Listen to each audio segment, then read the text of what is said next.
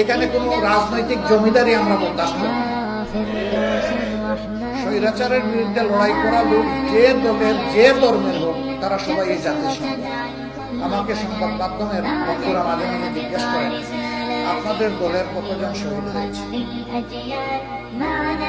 আমি বলি, যারা রাস্তায় নেমেছিল তারা কেউ তাদের বুকে দলীয় লোগো টানিয়ে রাস্তায় নামে, তারা গভীর দেশপ্রেম এবং দায়িত্ববোধ দিয়ে রাস্তায় নেমেছে।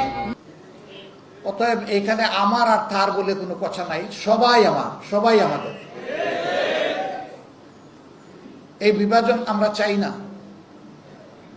এরা কোনো দলের নাম অথবা যশ প্রতিষ্ঠা করার জন্য সেদিন লড়াই করেনি, তারা স্বৈরাচারের বিরুদ্ধে লড়াই করেছে। স্বৈরাচারের বিরুদ্ধে লড়াই করা লোক যে দলের যে ধর্মের হোক তারা সবাই এই জাতির সম্পদ।